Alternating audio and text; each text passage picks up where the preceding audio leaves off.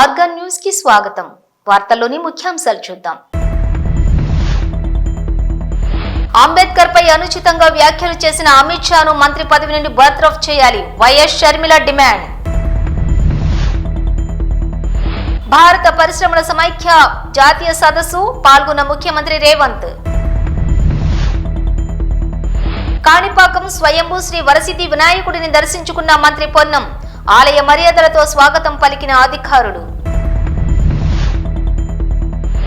వైకుంఠ ఏకాదశి దర్శనం కోసం లక్షల్లో భక్తులు వస్తారని తెలిసి టీటీడీ భద్రతా చర్యలు ఎందుకు తీసుకోలేదు? వైఎస్ జగన్ సూటి ప్రశ్న. అంబేద్కర్ పై అమిత్ షా అనుచిత వ్యాఖ్యలు చేయడం సరికాదన్నారు APCC chief YS Sharmila Reddy. Amit Shah Ambedkar పై హేళనగా మాట్లాడినప్పుడు బీజేపీ ఎంపీలు ఒక్కసారిగా నవ్వటం జరిగిందని అన్నారు వైఎస్ షర్మిల. అంబేద్కర్ పై అమిత్ షా అనుచిత వ్యాఖ్యలు చేయడం సరికాదన్నారు APCC chief YS Sharmila Reddy. Amit Shah Ambedkar పై హేళనగా మాట్లాడినప్పుడు బీజేపీ ఎంపీలు ఒక్కసారిగా నవ్వటం జరిగిందని అన్నారు వైఎస్ షర్మిల. అంబేద్కర్ ను కాంగ్రెస్ వాళ్ళు పదే పదే తలుచుకుంటున్నారని అంటున్నారు. భారత రాజ్యాంగకర్తను తలుచుకుంటే తప్పేముందని అన్నారు ఆమె. అంబేద్కర్ రాసిన రాజ్యాంగం వల్లనే మనం ఇంత స్వేచ్ఛగా గౌరవంగా బతుకుతున్నామంటే కేవలం మనకు రాజ్యాంగం కల్పించిన హక్కు. అలాంటి హక్కులను రాజ్యాంగం ద్వారా కల్పించిన వ్యక్తిని తలుచుకుంటే తప్పేంటి అని ప్రశ్నించారు. హైదరాబాద్ హైటెక్ సిటీలోని సిఐఐ గ్రీన్ బిజినెస్ సెంటర్లోని భారత పరిశ్రమల సమైక్య జాతీయ సదస్సు ప్రారంభోత్సవంలో పాల్గొన్నారు ముఖ్యమంత్రి రేవంత్ రెడ్డి. తెలంగాణ రాష్ట్ర రవాణా శాఖ మంత్రి పొన్నం ప్రభాకర్ కాణిపాకం స్వయంభూ శ్రీ వరసిద్ధి వినాయకుడిని కుటుంబ సమేతంగా దర్శించుకున్నారు. వేద పండితులు శాస్త్రయుక్తంగా పూజలు జరిపి మంగళకర ఆశీర్వచనాలు పలికారు. వైకుంఠ ఏకాదశి దర్శనం కోసం లక్షల్లో భక్తులు వస్తారని తెలిసి కూడా టీటీడీ వారు భద్రతా చర్యలు ఎందుకు తీసుకోలేదు? టీటీడీ చైర్మన్, ఎస్పీ, కలెక్టర్ అందరూ ఈ ఘటనలో భాగస్వాములే అన్నారు మాజీ ముఖ్యమంత్రి వైఎస్ జగన్. కుప్పంలో ఉన్న నారా చంద్రబాబు నాయుడు కోసం పోలీసు డిపార్ట్మెంట్ అంతా వెళ్లింది. తిరుపతిలో లక్షల మందికి టోకెన్లు ఇచ్చే దగ్గర ప్రత్యామ్నాయ ఏర్పాట్లే చేయలేదు.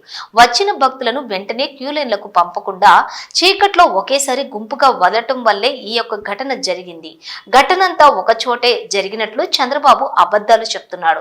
తొక్కిసలాట పలు కేంద్రాల వద్ద జరిగిందని ఎఫ్ఐఆర్ లో ఉంది. వివిధ కేంద్రాల దగ్గర జరిగిన తొక్కిసలాటలో గాయపడ్డవారు ఈ ఆసుపత్రిలో ఉన్నారని అన్నారు జగన్. 10వ తారీఖున వైకుంఠ ఏకాదశి అని అందరికీ తెలుసు. లక్షల మంది జనాభా ఇక్కడికి వస్తారు అన్న సంగతి అందరికీ తెలుసు. మరి లక్షల మంది జనాభా వస్తారు అని అందరికీ తెలిసి ఉన్నా కూడా ఎందుకు తిరుమల తిరుపతి దేవస్థానంలో టికెట్లు ఇచ్చే కౌంటర్ల దగ్గర ఎందుకు మీరు సెక్యూరిటీ అరేంజ్మెంట్స్, ప్రోటోకాల్స్ పాటించలేదు అని అడుగుతా ఉన్నా. కారణం ఏమిటి అంటే ఇక్కడ ఉన్న టీటీడీ అధికారుల దగ్గర నుంచి, టీటీడీ చైర్మన్ దగ్గర నుంచి, ఎస్పీ దగ్గర నుంచి కలెక్టర్ దగ్గర వరకు అందరూ కూడా దీంట్లో భాగస్వాములే. చంద్రబాబు నాయుడు గారికి తెలుసు 10వ తారీఖున వైకుంఠ ఏకాదశి అని చెప్పి ఆయన ప్రోగ్రాం కుప్పంలో పెట్టుకుంటాడు. 6వ తారీఖు, 7వ తారీఖు, 8వ తారీఖు పొద్దున 8వ తారీఖు దాకా తాను ఇక్కడే ఉంటాడు. తాను కుప్పంలో ఉన్నాడు అని చెప్పి మొత్తం పోలీస్ డిపార్ట్మెంట్, ఈ జిల్లానే కాకుండా పోలీసులు అందరూ కూడా చంద్రబాబు నాయుడు గారిని ప్రసన్నం చేసుకునే దానికోసం కుప్పంకు పోతారు. 6వ తారీఖు, 7వ తారీఖు, 8వ తారీఖు మధ్యాహ్నం దాకా చంద్రబాబు నాయుడు గారు ఇక్కడే ఉంటారు. చంద్రబాబు నాయుడు గారు మధ్యాహ్నం 8వ తారీఖు మధ్యాహ్నం దాని ఇక్కడి నుంచి బయలుదేరిపోతాడు. 8వ తారీఖు రాత్రి 8:30 గంటలకు టికెట్లు ఇచ్చే కార్యక్రమం జరిగేటప్పుడు ఈ ఘటన జరుగుతుంది.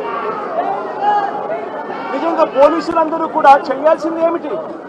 ఇన్ని లక్షల మంది వస్తారు అని తెలిసినప్పుడు, చంద్రబాబు నాయుడు గారి పర్యటన కూడా అటువైపున ఉంది, కుటుంబంలో ఉంది అని తెలిసినప్పుడు ప్రత్యామ్నాయ అరేంజ్మెంట్స్ చేసుకోవాల్సిన అవసరం ఉందా లేదా? కానీ ఎలాంటి ప్రత్యామ్నాయ అరేంజ్మెంట్స్ చేసుకోలేదు. అందరూ కూడా చంద్రబాబు నాయుడు గారి పర్యటనలో నిమగ్నమయ్యారు. 8వ తారీఖు మధ్యాహ్నం దాకా తాను ఇక్కడే ఉంటాడు. 8వ తారీఖు రాత్రి 8:30కు ఘటనలు జరిగాయి. ఎందుకు ఈ ఘటనలు జరిగాయి అంటే ప్రోటోకాల్ ఎక్కడా కూడా లేదు. అందరినీ కూడా నేను ఇక్కడికి వెళ్ళి అడిగితే పద్మావతి పార్క్ లో ఒక సెంటర్, పద్మావతి పార్క్ ఎదురుగా ఒక సెంటర్, ఏం సెంటర్ కాదు బైరాగిపట్నం కౌంటర్, బైరాగిపట్టడి కౌంటర్ కి ఎదురుగా పార్కులో పొద్దున 9 గంటల నుంచి మనుషులను అక్కడే క్యాంప్ చేయించారు. మనుషులందరినీ కూడా అక్కడే పార్క్ చేయించారు. 8:30కు రాత్రి పార్క్ గేట్లు తెరిచారు. కౌంటర్ లైన్లో నిలబడండి అని చెప్పి గేట్లు తెరిచారు. వెంటనే అందరూ పరిగెత్తుకుంటూ పోవడం, తోపిసలాట జరిగింది. చీకటిలో ఆ పార్కులో పెట్టిన వాళ్ళకి ఏదైనా ఇచ్చారా? కొన్ని మిగిలిన కౌంటర్లలో పెట్టిన వాళ్ళకి ఏమైనా ఇచ్చారా? వాళ్ళను ఎందుకు మొట్టమొదటి గంట నుంచి వాళ్ళు అక్కడికి చేరుకునేప్పటి నుంచి వాళ్ళ లైన్లలో ఎందుకు పెట్టలేదు? ఎందుకు అక్కడ సఫిషియెంట్ పోలీస్ ఫోర్స్ ఇవ్వలేదు? అక్కడ ఉన్న వాళ్ళ లైన్లో మొదటి నుంచి పెట్టడం మొదలు పెట్టిందంటే, అన్ని సెంటర్లలో కూడా పెట్టి ఉండింటే ఈ ఘటన జరిగి ఉండేది కాదు. ఎక్కడా కూడా అలా చేయాల. అందరినీ కూడా వీళ్ళందరూ ఆయా సెంటర్లలో లైన్లలో పెట్టేదానికి ఎవరు కూడా పోలీసులు లేకపోవడము, పోలీసులు రోప్ పార్టీస్ లేకపోవడము, పోలీసులు లేకపోవడము, ఎవరు కూడా లైన్లలో నిలబెట్టలేదు. అందరినీ కూడా ఒక గ్రూప్గా ఫామ్ చేసి ఒక చోట ఆ కౌంటర్కి ఎదురుందనో కౌంటర్ పక్కన అందరినీ పెట్టి ఆ తర్వాత అందరినీ కూడా టయానికి ఇచ్చిపెట్టే కార్యక్రమం చేస్తున్నారు. దీనివల్ల ఈ ఘటనలు జరిగాయి. ఇదే పోలీసులు, ఇదే చంద్రబాబు నాయుడు గారు ఎంత దిక్కుమాలిన అబద్ధాలు ఆడుతూ ఉన్నారు అనంటే, ఇదేదో ఒకే ఒక చోట జరిగింది, అది కూడా తప్పే. విష్ణు నివాసం వీళ్ళు ఫైల్ చేసిన కాపీలో విష్ణు నివాసం దగ్గర ఒకరు చనిపోయిన ఎఫ్ఐఆర్ రిజిస్టర్ అయింది. బైరాగిపట్టడిలో 5 మంది చనిపోయినట్టు మరో ఎఫ్ఐఆర్ రిజిస్టర్ అయింది. ఇక్కడ పోయి చూస్తే వచ్చిన వాళ్ళు రకరకాల అన్ని ప్రాంతాల నుంచి, రకరకాల కౌంటర్లు ఎక్కడెక్కడ ఉన్న అన్ని కౌంటర్ల నుంచి వచ్చిన మనుషులు, తొక్కిసలాటలో ఉన్న మనుషులు ఇక్కడ కనిపిస్తున్నారు. కారణం ఏమిటి? టీటీడీలో టీటీడీ అనే ఒక వ్యవస్థ ఇంత ఇంపార్టెంట్ రోజున, వైకుంఠ ఏకాదశి రోజున ఇన్ని లక్షల మంది వస్తారు అన్న సంగతి తెలిసి ఇంత దారుణమైన అరేంజ్మెంట్లు చేయడం జరిగింది. దీంట్లో బాధ్యులు ఒక టీటీడీ ఒకటే కాదు, TTD, entire SP, police department, collector, entire revenue department, వీళ్ళందరూ కూడా దీంట్లో భాగస్వామే, ఇంక్లూడింగ్ చంద్రబాబు నాయుడు గారు. వనపర్తి జిల్లా గణపురంలోని ఫ్రీ బస్సులో సీటు కోసం గొడవ పడ్డారు మహిళలు. బస్సులో నుంచి దిగి జుట్టు పట్టుకుని మరీ కొట్టుకున్నారు మహిళలు. నడి రోడ్డుపై కొట్టుకుంటున్న మహిళలను చూసి నవ్వుకుంటున్నారు. ఇంతలో ఓ వ్యక్తి వచ్చి వారికి సర్ది చెప్పడంతో గొడవ సద్దుమణిగింది.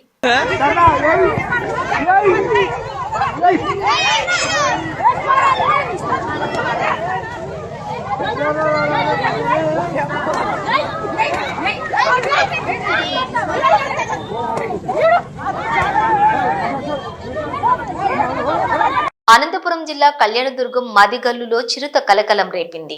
దీంతో భయాందోళనలో గడుపుతున్నారు గ్రామస్తులు. గ్రామ సమీపంలో ఉన్నటువంటి కొండపై తిష్టవేసిన చిరుతను చూసిన గ్రామస్తులు అనుక్షణం భయపడాల్సి వస్తుందని, అటవీ శాఖ అధికారులు నిర్లక్ష్యంగా వ్యవహరిస్తున్నారని గ్రామస్తులు ఆగ్రహం వ్యక్తం చేస్తున్నారు.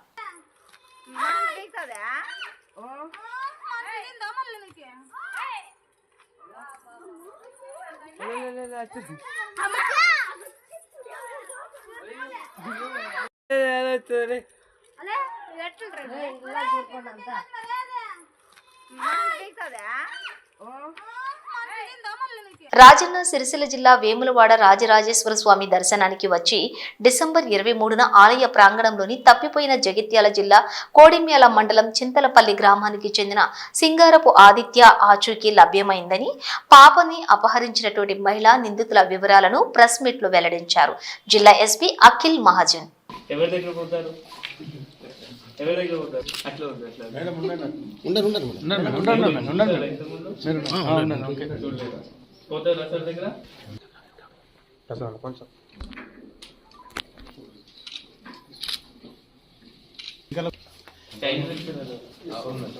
సార్ పాపని పాపని వాళ్ళని చూపిస్తారా సార్?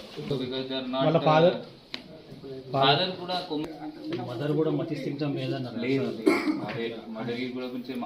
తిరుపతి ఘటన అత్యంత దురదృష్టకరమని, గాయపడ్డ వారికి మెరుగైన వైద్య సహాయం అందించాలని కోరారు తిరుపతి ఎంపీ మద్దెల గురుమూర్తి. మరణించినటువంటి వారి కుటుంబాలకు ₹1 కోటి పరిహారం ఇవ్వాలని డిమాండ్ చేస్తున్నామన్నారు.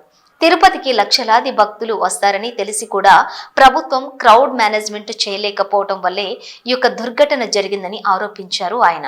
రాజకీయ కక్ష సాధింపుల్లో భాగంగా అనుభవం ఉన్న ఉద్యోగులను మార్చేసి సమన్వయం లోపానికి కారణమయ్యారు. గతంలో బ్రహ్మోత్సవాలకు కూడా లక్షలాది మంది వచ్చినా ఎంతో నిబద్ధతతో పనిచేశాం. నేడు కూటమి ప్రభుత్వం తిరుపతిని ప్రచార ఆర్భాటానికి, రాజకీయ కక్ష సాధింపులకు వేదికగా మార్చేసింది. నారా చంద్రబాబు నాయుడు హయాంలో నాడు పుష్కరాల్లోనూ 23 మంది మరణించారు. నేడు టోకెన్ల క్యూ లైన్ లో 7 మరణించారు. ఈ ఘటనకు పూర్తి బాధ్యత రాష్ట్ర ప్రభుత్వానిది అని అన్నారు మద్దెల గురుమూర్తి. అందరికీ నమస్కారం. నిన్న తిరుపతిలో జరిగినటువంటి సంఘటన అత్యంత దురదృష్టకరం. ముందుగా చనిపోయిన కుటుంబాలన్నిటికీ కూడా ప్రగాఢ సానుభూతిని తెలియజేస్తాము. అలాగే ఎవరైతే గాయాలతో హాస్పిటల్ అడ్మిట్ అయినారో వాళ్ళందరూ త్వరగా కోలుకోవాలని, వాళ్ళకి మెరుగైన వైద్య సదుపాయాలు రాష్ట్ర ప్రభుత్వం కల్పించి వాళ్ళని పూర్తిగా ఆరోగ్యవంతులుగా అయ్యేంత వరకు వాళ్ళకి సంబంధించినటువంటి అన్ని సౌకర్యాలు చూసుకోవాలని ఆంధ్ర రాష్ట్ర ప్రభుత్వం మీద ఈ బాధ్యత ఉందని వాళ్ళకి గుర్తు చేస్తూ, అలాగే చనిపోయినటువంటి కుటుంబాలకి ₹1 కోటి కాంపెన్సేషన్ ఇచ్చే విధంగా చర్యలు తీసుకోవాలని ఆంధ్ర రాష్ట్ర ప్రభుత్వాన్ని కోరుతాను. అలాగే ఇట్లా వైకుంఠ పర్వదినం వచ్చినప్పుడు కొన్ని లక్షల మందిలో భక్తులు తిరుపతికి తరలి వస్తుంటారు. ముందు జాగ్రత్త చర్యలు తీసుకోకుండా, క్రౌడ్ మేనేజ్మెంట్ ప్రాపర్గా చేయకుండా, అలాగే నిపుణులైనటువంటి ఉద్యోగుల మీద కక్ష సాధింపు చేసి వీళ్ళు వారికి ఓటేశారు, వీళ్ళకి ఓటేశారు, వీళ్ళు వాళ్ళ రెజ్యూమ్లో వీళ్ళు పనిచేశారు అనే సాకుతో వాళ్ళని పక్కన పెట్టి హరాస్ చేసి నిపుణులైన వాటిని విధుల నుంచి వేరే విధులకి బదిలీ చేసి దాని ద్వారా ఈరోజు క్లియర్ కట్గా క్రౌడ్ మేనేజ్మెంట్ చేసేవాళ్ళు లేకుండా, సమన్వయం చేసేవాళ్ళు లేకుండా ఒకరి మీద ఒకరు నిందలు మోపుకుంటూ కాలయాపన చేస్తున్నారు. ఇది కరెక్ట్ పద్ధతి కాదు.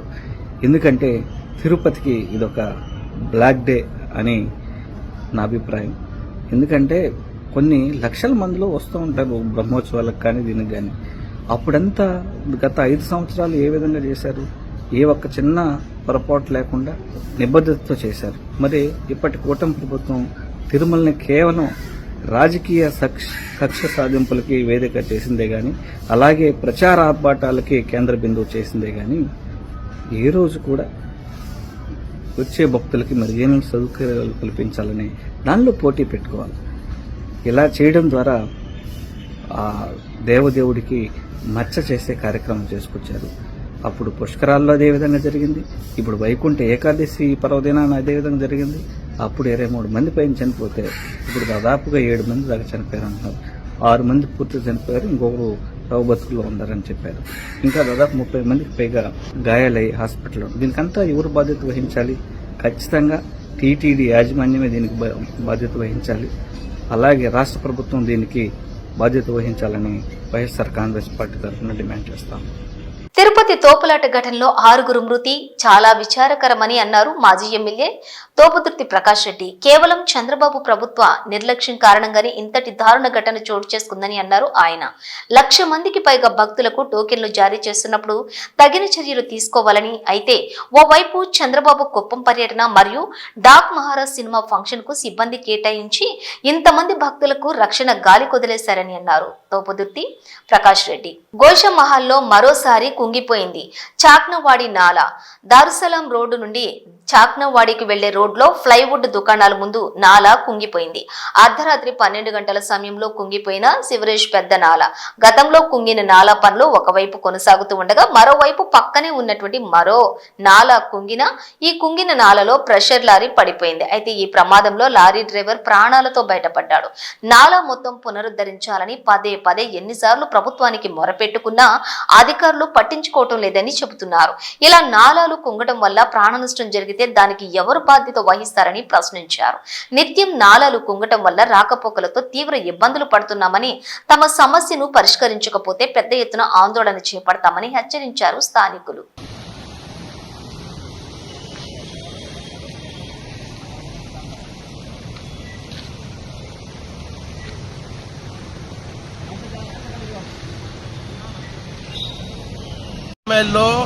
ఈ నాలా అనేది గత కొద్ది రోజుల నుంచి కన్స్ట్రక్షన్ చేయబడుతుంది.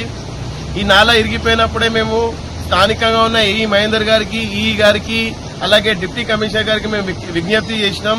సార్, ఈ నాలా పరిస్థితి బాగలేదు, ఈ నాలాని త్వరగా మీరు పూర్తి చేయాలి అని చెప్పినాము. అయితే వాళ్ళు ఈ నాలా మటుకు మొత్తం ఒక 800 to 900 మీటర్స్ దూరం ఉంది ఇది. కానీ గవర్నమెంట్ మటుకు ఒక 50% కన్స్ట్రక్షన్ కి పర్మిషన్ ఇచ్చింది, ఆర్డర్ ఇచ్చింది, ఇంకా 50% ఇవ్వలేదు. అంతలోపే ఇవాళ చూడండి, ఒక హెవీ బండి కుంగిపోయి ఇలా పడిపోయింది. ఇట్లాంటి పరిస్థితి రేపు రాబోయే కాలంలో ముందున్న రోడ్డు కూడా వచ్చే పరిస్థితి ఉంది. వీళ్ళు అర్థం చేసుకుంటలేరు. మీరు సగం పనులు చేసి ఓన్ పానాలు తీస్తారు. ప్రజలు నడిచే రోడ్డు ఇది. రేపు పొద్దున ఇదే స్కూల్ బస్సో లేకపోతే ఆటోనో లేక కారో ఎవరో చనిపోతే స్పందిస్తారా అని నేను ఈ గాని అలాగే డిప్యూటీ కమిషనర్ గాని అడుగుతున్నా. మీరు ఎందుకు మొత్తం ఆర్డర్ ఇవ్వలే? సగం వరకే మీరు ఎందుకు ఇచ్చారు? ఇంకా సగం అట్లనే పెండింగ్ ఉంది.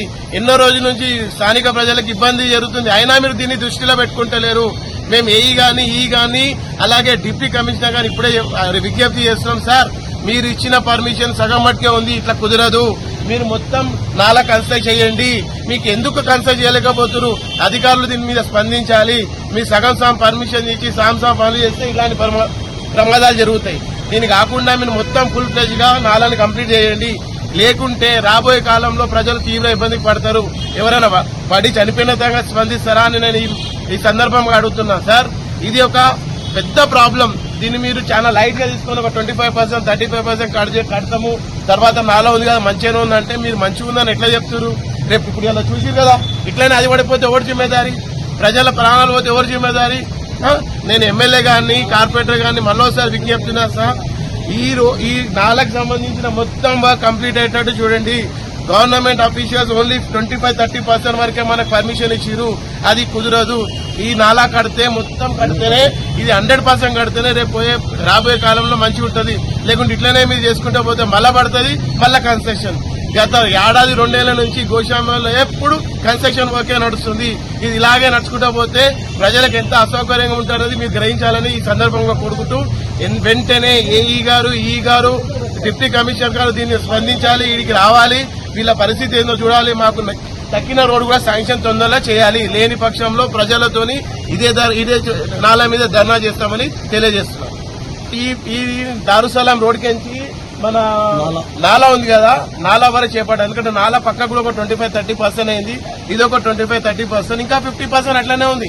ఆ 50% కి నేను గాని అడిగినా, సార్ మీకు ఆర్డర్ వచ్చిందంటే, లేదు వినోద్ రాలేదు ఆర్డర్, మాకు ఇంతవరకే పని చెప్పి మేము ఇంతే చేస్తామన్నట్టు ఆయన మాట్లాడుతున్నాం. అంటే నేను గవర్నమెంట్ ఏమడుగుతున్నా అంటే, సగం ఇక్కడ కొత్తది, సగం అక్కడ కొత్తది, మధ్యలో పాతది పెడితే మొత్తం పాతది పడిపోతే ఎవరు జిమ్మేదారి అని ఈ సందర్భంగా మిమ్మల్ని అడుగుతున్నాం. వైకుంఠ ఏకాదశి పురస్కరించుకుని తెల్లవారుజాము నుండే గోవింద నామస్మరణలతోటి మార్మోగాయి. సుచిత్ర గోదావరి హోమ్స్ వద్ద శ్రీ వెంకటేశ్వర స్వామి ఆలయాల్లో పెద్ద సంఖ్యలో భక్తులు స్వామివారిని దర్శించుకుని ప్రత్యేక పూజలు నిర్వహించారు. వైకుంఠ ఏకాదశి రోజున భక్తులు ఎక్కువగా ఉండటంతో భక్తులకు ఎలాంటి ఇబ్బందులు లేకుండా ఆలయం వద్ద నిర్వాహకులు అన్ని ఏర్పాట్లను చేశారు.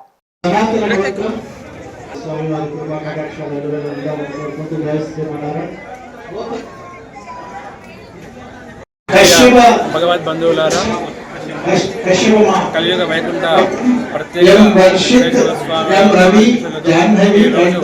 వైకుంఠ ఏకాదశి పురస్కరించుకొని మన గోదావరి హోమ్స్ వెంకటేశ్వర స్వామి వారి యొక్క దేవస్థానంలో అత్యంత వైభవోపేతంగా విస్తృతమైన ఏర్పాట్లు చేయడం జరిగింది. ఈ రోజు వైకుంఠ ఏకాదశి. ఈరోజు దేవతలు 33 స్వామివారిని దర్శనం చేసుకుంటారు. ఆ యొక్క ఉత్తర ద్వారకుండా దర్శనం చేసుకున్నట్టయితే ఆ యొక్క వైకుంఠరాజు యొక్క అనుగ్రహాన్ని ఎల్లవేళలా పొందుతారని తెలియజేస్తుంది. కావున ఈ యొక్క వైకుంఠ ఏకాదశి పురస్కరించుకుని ఉత్తర ద్వారం గుండా దర్శనం చేసుకోవాలని సూచిస్తున్నాము. జై శ్రీమన్నారాయణ, జై జై శ్రీమన్నారాయణ. హరిహర క్షేత్రంగా విరాజిల్లుతున్న రాజన్న సిరిసిల్ల జిల్లా వేములవాడ శ్రీ రాజరాజేశ్వర స్వామి ఆలయంలో ముక్కోటి ఏకాదశి సందర్భంగా అర్చకులు ప్రత్యేక పూజలు నిర్వహించారు. ఉదయం మంగళ వాయిద్యాలు సుప్రభాతం అనంతరం ఆలయం శుద్ధి చేసి ప్రాతకాల పూజ నిర్వహించారు. వైకుంఠ ముక్కోటి ఏకాదశి సందర్భంగా వేములవాడ శ్రీ రాజరాజేశ్వర స్వామి ఆలయం భక్తులతో కిటకిటలాడింది. వేకువజామునే ఆలయానికి చేరుకుని భక్తులు స్వామివారిని దర్శించుకుని స్వామివారి సేవలో తరించారు. ఈ సందర్భంగా ఏకాదశిని పురస్కరించుకుని ఉత్తర ద్వార దర్శనం కల్పించారు. దక్షిణ కాశీగా పేరుగాంచిన వేములవాడ శ్రీ రాజరాజేశ్వరి స్వామివారిని ముక్కోటి ఏకాదశి సందర్భంగా శుక్రవారం ప్రభుత్వ విప్ ఎమ్మెల్యే ఆది శ్రీనివాస్ సతీ సమేతంగా దర్శించుకున్నారు. వైకుంఠ ఏకాదశి పర్వదినం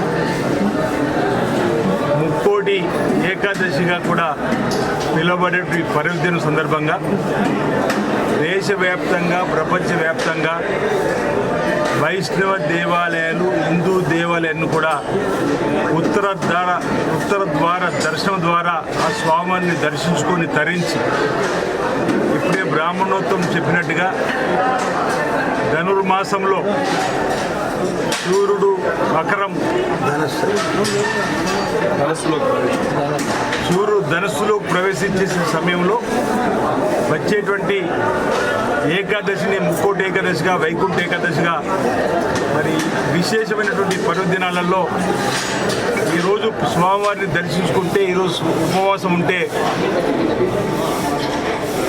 అనేక పుణ్యం అంటే ముక్కోటి ఏకాదశిగా పిలువబడేటువంటి ఈరోజు విశిష్టత ప్రాశస్యం ఉన్నటువంటి సందర్భంగా దక్షిణ కాశీగా పేరుగాంచినటువంటి రాజన్న ఆలయంలో హరిహర క్షేత్రంగా ఉండబడేటువంటి పిలువబడేటువంటి ఈ సన్నిధిలో వేకువజామునే 4 గంటల నుంచే బ్రాహ్మణోత్తములు, వేద పండితుల శాస్త్రోక్తమైనటువంటి పూజల మధ్యలో పల్లకి సేవలు, ఉత్తర ద్వార దర్శనం, అటు శ్రీ అనంత పద్మనాభ స్వామి, అదేవిధంగా పార్వతీ పరమేశ్వరుడు ఆ ఉత్సవమూర్తులను దర్శించుకునే భాగ్యాన్ని, ఆ తర్వాత అంబారి సేవలు కూడా ఊరేగించి తూర్పు ద్వారం గుండా ఈనాటి పర్వదినం యొక్క విశిష్టతను, ప్రాశస్త్యాన్ని బ్రాహ్మణోత్తముల భక్తులందరూ కూడా ఉపదేశం చేస్తూ ఈనాటి ఈ పర్వదిన సందర్భంగా లోక కళ్యాణం జరగాలని, లోకశాంతి జరగాలని, అన్ని కుటుంబాలు సుఖమయ జీవితంతో ఉండాలని చెప్పని ఆ పార్వతీ పరమేశ్వరుడు, అనంత పద్మస్వామి, శ్రీకృష్ణుడు యొక్క జీవిత చరిత్ర కానీ, శ్రీ సీతారామచంద్రుడు జీవిత చరిత్ర కానీ మానవ రూపంలో వచ్చి రాక్షస సంహారం గావింపజేసినటువంటి సన్నివేశాలు కానీ, ఆనాడు కూడా చెడు పైన మంచి విజయంగా జరిగిన సందర్భంలో, రాక్షస సంహారం జరిగిన సందర్భంలో వచ్చినటువంటి పండుగలకు విశిష్టతను కూడా చెప్పుకుంటూ ఈ వైకుంఠ ఏకాదశి పర్వదిన సందర్భంగా, ఈ ముక్కోటి ఏకాదశి పర్వదిన సందర్భంగా వేములవాడ రాజన్న ఆలయంలోని హరిహరులు ఇద్దరిని కూడా మేము ప్రార్థన చేస్తా ఉన్నాం. లోక కళ్యాణం జరగాలి, లోకశాంతి జరగాలి, సకాలంలో చక్కటి వర్షాలు బ్రహ్మాండంగా కురిసి పాడి పంట బ్రహ్మాండంగా పండి రైతు వర్గంతో పాటు అన్ని వర్గాల ప్రజలు సుఖమయ జీవితంతో, ఆనందమయ జీవితంతో, అష్టంతో ఆయుర్వేదంతో ఉండాలని చెప్పని ఈ సందర్భంగా శ్రీ అనంత పద్మనాభ స్వామిని, ఆ పార్వతీ పరమేశ్వరుని ప్రార్థిస్తున్నాను. అందరికీ నమస్కారం. శివనామ రూపాభ్యాం యాదేవి సర్వమంగళ తయో సంస్మరణాత్వంసాం సర్వతో జయమంగళం. వేములవాడ రాజరాజేశ్వర స్వామి వారి యొక్క క్షేత్రం అత్యంత ప్రసిద్ధిగాంచినటువంటి దక్షిణ కాశీ అని మరి హరిహర క్షేత్రంగా ప్రసిద్ధిగాంచింది. ఈ క్షేత్రంలో ఈరోజు మహాపర్వం ముక్కోటి ఏకాదశి. ఈ ఏకాదశి యొక్క ప్రమాణం ఏమిటంటే సూర్యుడు ధనుస్సు రాశిలోకి ప్రవేశించినటువంటి సమయాన్ని తర్వాత వచ్చినటువంటి శుద్ధవంతు వచ్చే ఏకాదశి ఏ రోజైతే ఉందో అది ముక్కోటి ఏకాదశి. ఆ పర్వాన్ని పురస్కరించుకొని ఈరోజు స్వామివారికి బ్రాహ్మీ ముహూర్తంలో 4 గంటల నుంచి 5 గంటల వరకు ప్రాతకాల పూజ మహాభిషేకంతో, అలాగే 5 గంటల నుంచి 6 గంటల వరకు ఉత్తర ద్వారమందు పల్లాకిలో అధికారులు ఇద్దరిని కూడా దర్శించుకునే మహద్భాగ్యం మనం కలిగింది. అలాగే 6 నుంచి 7:30 వరకు అంబారి సేవ పైన రాజరాజేశ్వర స్వామి వారిని అలాగే లక్ష్మీ అనంత పద్మనాభ స్వామి వారిని త్రిప్రదక్షిణంగా వేద మంత్రములతోటి స్వస్తివాచములతోటి స్వామివారి యొక్క ప్రధాన ద్వారమైనటువంటి తూర్పు ద్వారం గుండా వెళ్ళి అక్కడ విశేషమైనటువంటి ఉపచారాలన్నీ కూడా చేసుకుని హారతి తీసుకొని ఈరోజు ముప్పటి పర్వాన్ని మనం జరుపుకున్నాము. ఈరోజు ఎవరైతే ఉపవసిస్తారో, ఎవరైతే స్వామిని దర్శిస్తారో, ఎవరైతే సేవిస్తారో, ఎవరైతే జాగారం చేస్తారో వారందరికీ కూడా ఆ పార్వతీ రాజరాజేశ్వర స్వామి వారు అలాగే లక్ష్మీ అనంత పద్మనాభ స్వామి వారి యొక్క కృపా కటాక్షలు కలిగి సమస్త కోరికలన్నీ కూడా నెరవేరుతాయి. స్వస్తి. మరో బులెటిన్తో మళ్ళీ కలుద్దాం. చూస్తూనే ఉండండి న్యూస్.